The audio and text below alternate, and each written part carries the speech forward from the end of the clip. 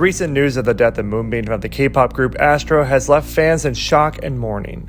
Moonbin was beloved by his fans all over the world, and the loss of such a talented individual has left many struggling to come to terms with the tragedy.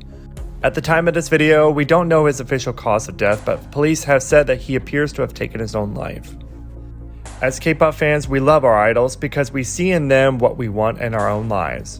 For some, it's celebrity status. For others, it's the admiration of their talent, or it's the spark of purity and humanity of what we'd like to see in ourselves. We want to know this person, and we get a glimpse into our idols' lives through music, variety shows, concerts, live streams, and so much more.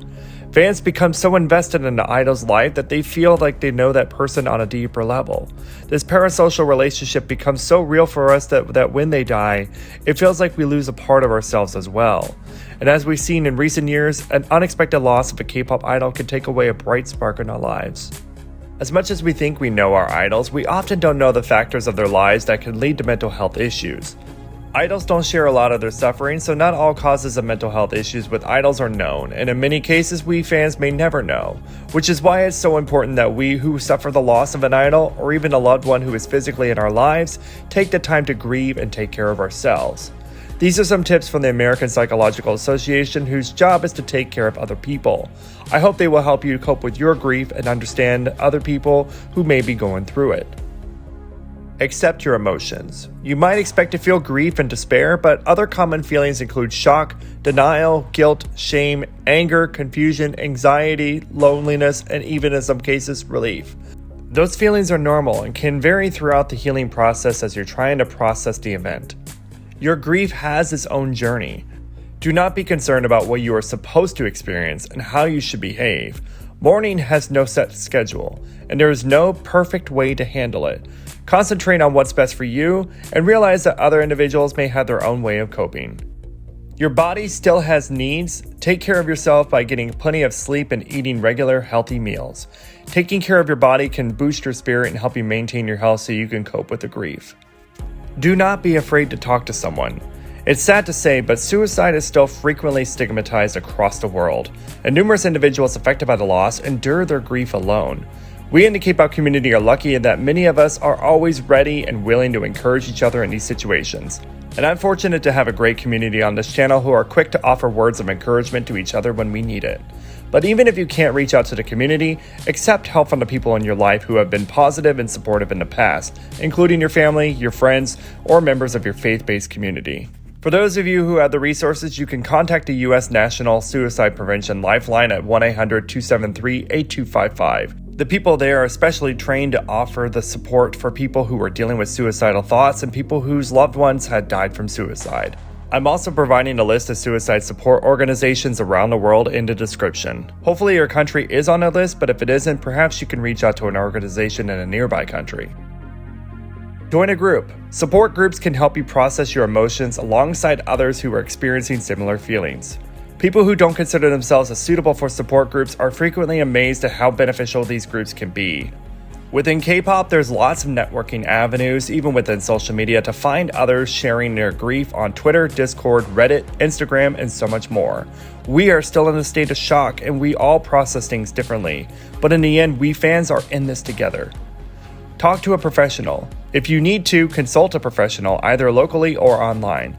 Psychologists and other mental health specialists can assist you in understanding and coping with your emotions in a way that's best for you. But this video is also for people who are trying to be there for someone who's grieving. If you're being called on by a friend or a loved one who is in grief, here are some tips for you to remember. Focus on that person. Don't allow distractions like the television or radio because it's important that you listen to them. Listening is the simplest but sometimes hardest thing to do when being available for someone. Try to do it without judging them or the person they are grieving for. Focus on the person who's grieving instead of the one who has passed. Ask, how can I help you right now? Be careful with your words.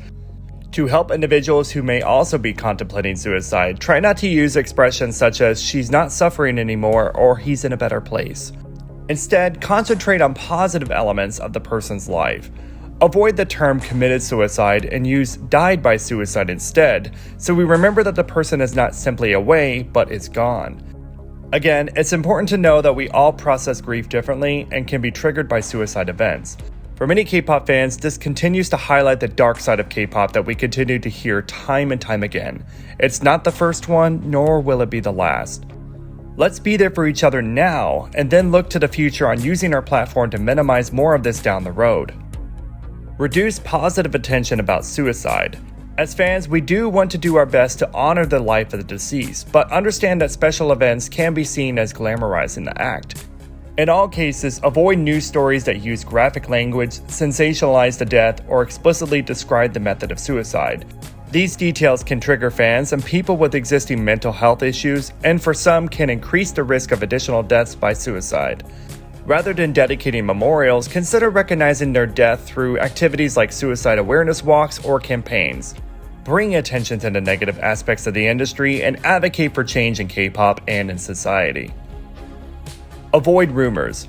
Don't gossip or speculate about the reasons for the suicide. Instead, when talking to a friend or a loved one, emphasize that the person who died was struggling and thinking differently from most people. This advice can hopefully be applied to any death that you or someone you know may experience. But remember, no one truly forgets someone who's important to them, and the death of an idol is an important marker in a music fan's life. There are people who still grieve the death of John Lennon, a member of the British pop and rock group The Beatles, who died in 1980.